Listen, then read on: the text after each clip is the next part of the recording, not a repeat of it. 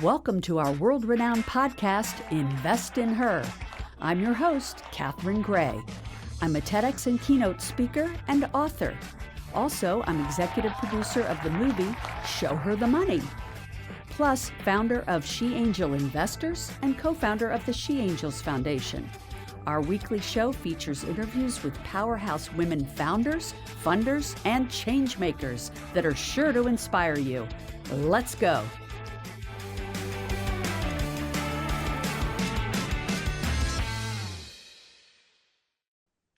Welcome to this week's episode of Invest in Her. We are excited to have you with us today because, as always, we have on an incredible guest. Her name is Cindi Englefield, and she is coming to us today from Ohio and has an amazing story of how she got involved in angel investing. And she is the president and co-founder of the Accelerating Angels there in Ohio, as well as the Accelerating Angels Foundation. Please welcome to the show, Cindi. Hi, Cindi. How are you? I'm fine. Thank you, Catherine, for having me. This is You gonna be bet. fun. And, I love your story. I think it's going to resonate with so many people. And this is the part that I want to talk about in particular, is that you had mentioned that your family, your parents were entrepreneurs, and Mhm. that you like have that DNA. But the interesting thing is, and has been so common over the decades, is your dad actually groomed your brothers to take over the business. And I think that's a great topic to talk about today because I think the tide is changing in that arena, but an interesting conversation nonetheless, right? Yes, absolutely. Yeah, I was trying to follow in my mom's footsteps to become a nurse or maybe a teacher. I was being, kind of uh, led in that direction. And but I got that entrepreneurial bug. I remember sitting at the kitchen table designing we're in the oil and gas business, service stations, and I was designing advertisements for Firestone tires. Was, Yeah. I always just kind of loved the business and the family business, and so I was able to be in it. But really, I went off to college and got engaged and got married. So my brothers were definitely groomed to be in that position. But yeah, so Yeah. I think it was a male dominated industry for one thing. And then my dad expected his daughter to go, do what his wife did, right? And follow in her footsteps, have babies and take care of the children. Right. And that was the culture. And, Yeah. it's really changed in the last decade or two. And by the way, I really relate to this story. My parents, too, entrepreneurs, and my dad, I was a builder and I wanted to learn that business. But, as the daughter, I didn't get a chance to learn the business, which I think I would have been great at and I loved and was always drawing houses. And, I love that industry. But at that time, that was not the norm. And what's cool, Cindi, is that over the last 10 to 20 years, I've noticed this wonderful shift of girl dads, and they are really championing their daughters. And with our taking Show Her the Money on the road, I've met a lot of them, and it's really encouraging to hear this change of mentality in men wanting to champion their daughters and leave them their businesses and their wealth and so forth, which did not happen just a couple decades ago. So there's some good news here, right? Well, in the third generation, we have a female president in our family business. So, that's changed even in our own family business. But, if I hadn't had that opportunity to not work in the family business, I would have never had the opportunity to become an entrepreneur myself. I started an educational publishing company right from the dining room table, with the support of my brothers being on my board. I was on their board, and my dad writing my first $5,000 check to help us open a checking account to get the business started. So, it was a blessing, that my brothers got to go into that business. And of course, I'm a stockholder, and I'm connected in that way. But Right. I had that opportunity to actually start a company like my dad did from the very, ground up. which is That's awesome. And I saw you built that up over 20 years and then did yep. an exit. And now you help women entrepreneurs with coaching, right? Yeah, yeah, and I think joining organizations like NABO, National Association of Women Business Owners, and I was a member of Women Presidents Organization. That bond I had with other women growing their businesses really became something that was ingrained in me. That yes, we women need to support each other. They need to give each other, hands up when they, not, push them down. And so I just kind of have developed that mentality. So after I sold my business, I joined the Women's Small Business Accelerator. I also joined some other nonprofit and for-profit boards. But I've been focused since I sold my company on helping women grow their businesses from the idea stage to the growth stage, and actually been angel investing for probably 15 years. And you know what, Cindy? I love that 15 years because, you could really consider yourself a pioneer in that arena because women just have not been involved in the angel investing arena until more recently, really. It's really grown a lot in the last 5 or 10 years, especially the last 5 years, and continues to grow. And as you know from our movie, Show Her the Money, we're encouraging women to explore alternative investments outside of stocks and bonds and all the safe things that most women do, but those that qualify, we want them to be aware of how exciting and interesting angel investing and venture capital, which is similar, are to making an impact as well as a return. And really, what's better than that combination, right, of purpose and profit? Absolutely, yes. I joined an angel network here in Columbus that was started by Carol Clark, local woman here, business entrepreneur. And so that's how I got started, kind of dipping my toe in and learning, just being like kind of like a sponge. I didn't think I was when I started the group. I know Marcia shares this story as well, Marcia Dawood, that, she didn't know very much about angel investing either. And you're kind of afraid to talk in the room, you kind of shy and trying to learn. But as you get involved, you get more confident and more confident, and you start seeing some exits and some go out of business, some go, it's the roller coaster of angel investing, but makes it exciting though. It's Um, exciting too because you get to meet the people you're investing in, right? Absolutely. On the public stock market, that's likely never going to happen. Also, angel investing can be significantly more profitable than, I always say by the time it reaches the public market, it's really seen their profits. It's the early investors that tend to make the most money. It's also more exciting because you get to meet Yeah. the people that are the innovators, the most brilliant people on the planet. And so, what could be more exciting than that? And you're making an impact. Because let's face it, as you and I know, women get a very small percentage of funding, and yet they tend to be a great investment. They have a better return on the each dollar than men do. So why wouldn't we be investing in them, right? When I'm out talking to potential investors and introducing them to angel investing, especially groups of women, I like to compare, we're very philanthropic. We've always been the volunteers in the family traditionally, and giving and, encouraging, our family wealth to go and save, to, to help cure cancer and things like that.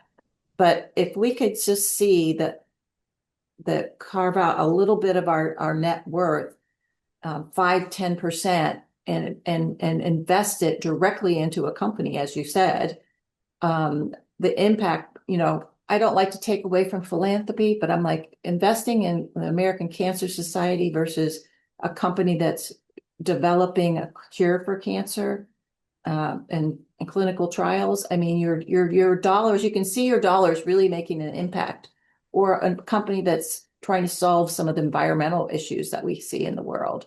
the impact is real, and it's like getting to know those founders that came up with that idea and seeing who's backing them and the teams that they put together, and then producing 35% higher returns, right, to investors as the statistic goes. So I believe women are a good bet, and that hands-on, getting to know entrepreneurs is what angel investing is all about. 100%. And this discussion between for-profit and nonprofit, the charity and the investing in women entrepreneurs, is a great discussion I always love to have because women are great about giving to charities, better than men. They're more likely to run the foundation or the charity. They're more likely to donate to it. However, giving to charities is really important, So but investing in women entrepreneurs, like you said, with these innovations that will help impact the planet in a positive way, is equally important. And so we have to divide those dollars up into both of those categories, right? yes, Charitable giving is, I think of it as more like, giving to things like, feeding people and things like that that might not be profitable, but it's just, humane, right. where investing in women innovators that are impacting, let's say, women's health or the environment or Mhm. children or future of work. These things are so important, and women need a say so in what those products and services are going to be. And voting with their money is one way to determine what those products and services will be, right? Absolutely, yeah. I 100% agree. Women are we're investing by women investing in women-led companies. We're investing in the things in the big problems that women see in the world, not just from the male perspective. So it gives us a much broader ideas out there to invest in the changes that we really need to see. And, It's a different perspective. yes, and you and I both know women really are the deciding factor on about 80% of the purchases. Yes. So why shouldn't we be impacting the products that we're going to be purchasing, right? Or services. But I agree with you also what you said earlier about learning by doing. And so looking for an angel group like yours, Accelerating Angels, which is in Ohio, people ask me all the time as a founder and a funder, how do I find an angel group? And what would you suggest to them? Because I figure there's an angel group in just about every city in this country, no matter where you are, that you can join and learn by doing as a founder or as a wannabe funder, right? Yeah. Well, I think our financial planners all guide us to be diverse in our investments, right? And I think, alternative assets is definitely a way to diversify. And if you've made some alternative investments and you're looking to do more, why not bet on women? And so we launched Accelerating Angels we feel like we've kind of de-risked our investment portfolio in in some way, like just by the fact that we're only investing in women-led companies. Oh, I love that. Yeah. And but they run good companies, they create great business cultures.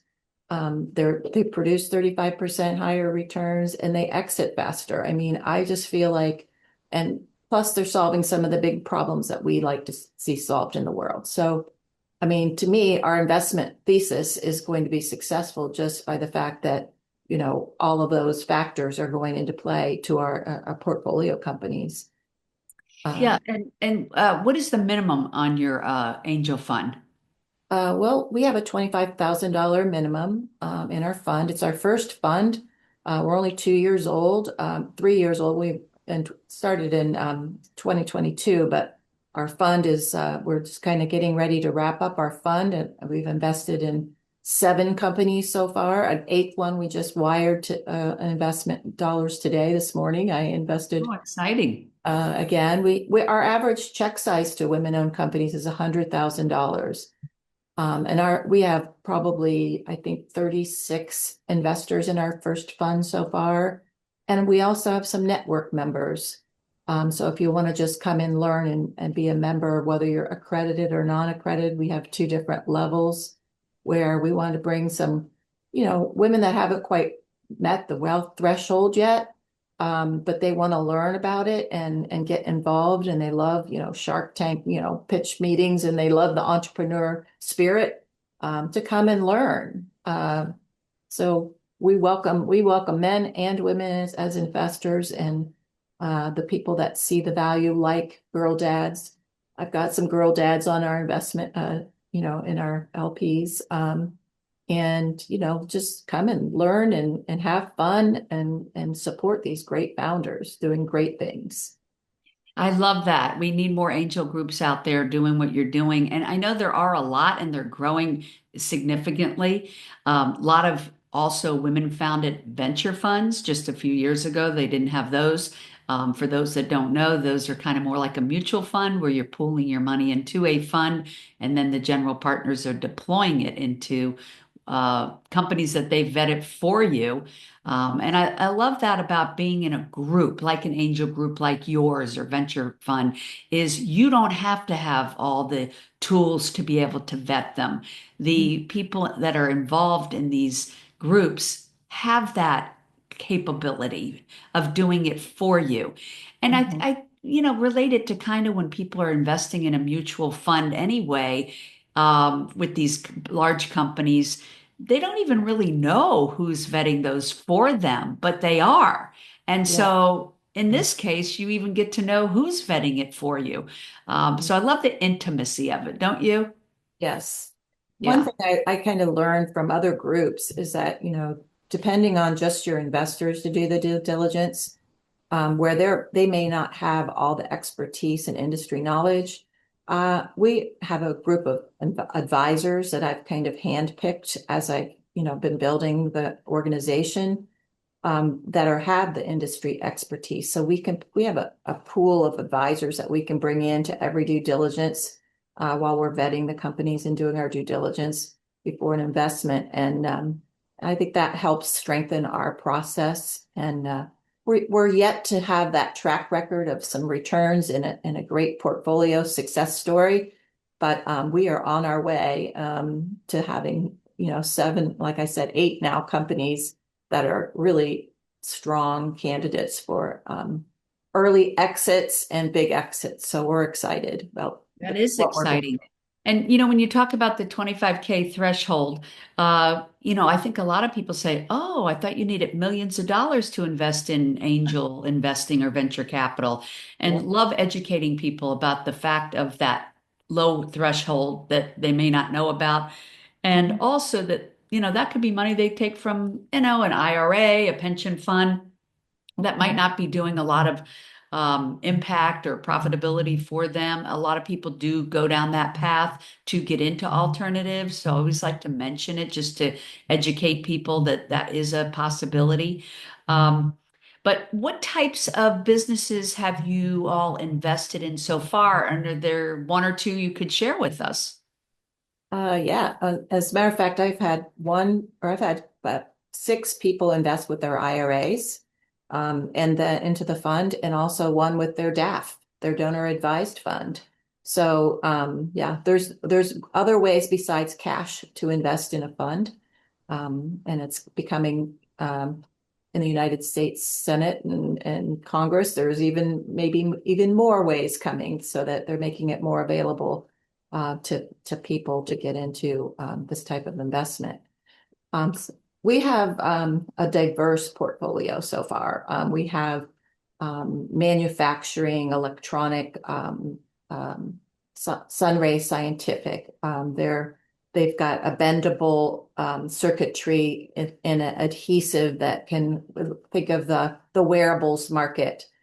So it's a breakthrough, electronic, bendable wiring that can go into all kinds of new innovative products that are out, coming up and coming and are currently out there on the market. So we think they are a real disruptor in the industry. We have DOSI simulations. They're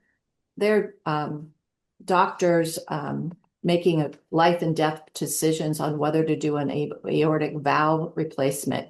They've created a simulation, software simulation where they can do it in 3D to help doctors make these life-threatening, decisions on whether it's safe to do the surgery. And so, Wow, that's uh, incredible. yeah, that advance in not only in the heart, but they'll be able to do it. It's a structural heart issue, but yeah, and they're just gaining strength in their business and integrating into hospital systems, partnering with a lot of hospitals now to create even more products. So we expect a really great success and a good exit with them. And I love you know, that. I think I have a contact for you for that. oh yeah, oh Yeah. good. Yeah. Yeah, and and then Hubly, we have two or three different medical field devices in our portfolio, and Hubly, we just invested in Hubly today. They have a electronic drill or a hand crank drill that has an automatic shut off. If you think of a traumatic brain injury in the emergency room, you're taken to the hospital and you have to put a hole in the skull to relieve the pressure to reduce the stress on the brain. They use hand cranks in surgery where it depends on you to kind of feel when it's time to stop drilling. Wow. And if you don't, of course, could be injury to the brain. So they've just got a great opportunity here to replace the kind of antiquated way to do drilling in the skull and spine, and they just got their FDA clearance for both cranial and spine. So that's exciting technology when you can think of saving people and something that's not going to injure someone when you're trying to save their lives. That's very Right. And frustrating. the fact that you said it was FDA approved, that's Yeah. great because a lot of times people are investing in things that haven't been FDA approved. That can take a long time. So that's amazing.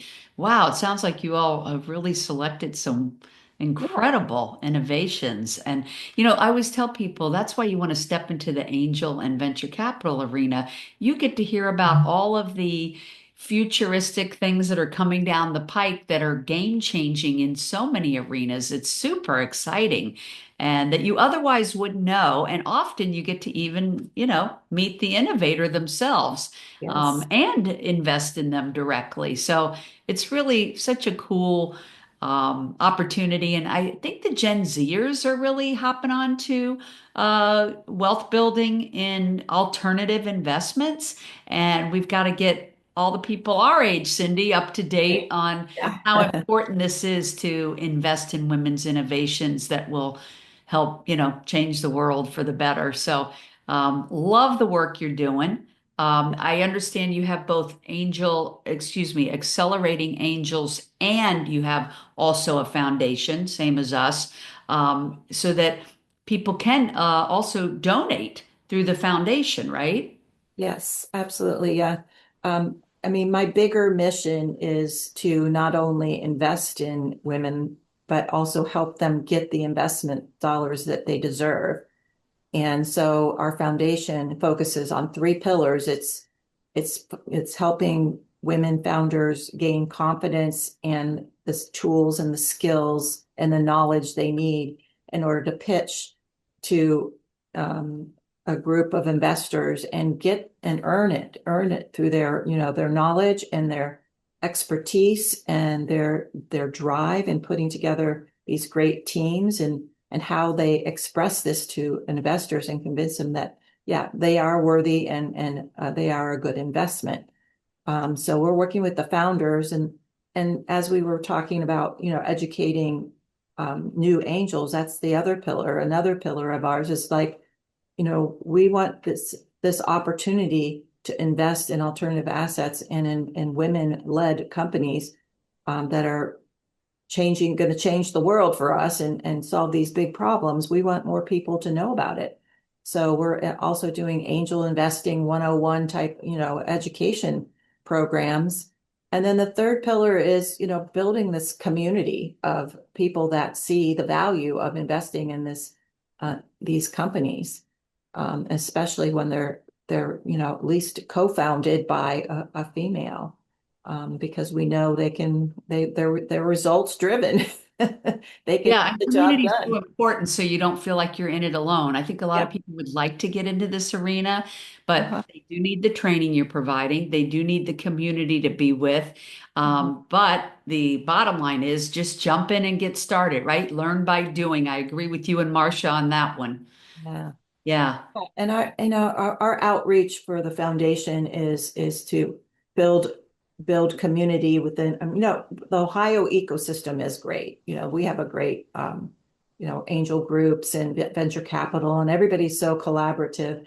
But to because of the Angel Capital Association, I've been able to get in touch with so many people across the country that are definitely focused on the women led, as you said. There's lots of groups growing out there, and we all collaborate. We find deals together. We support the same companies to make sure that they get funding, and we syndicate. And I found it to be a very exciting, and collaborative, network that we're building, and we would just want to be a strong partner and a part of it. So, that's Well, what. now I'm glad you didn't jump into your dad's business Yeah. because here you go and you started this Yeah, accelerating I it. wouldn't be doing this if I had done that. Yes, you're right. Exactly. The universe had a plan for you.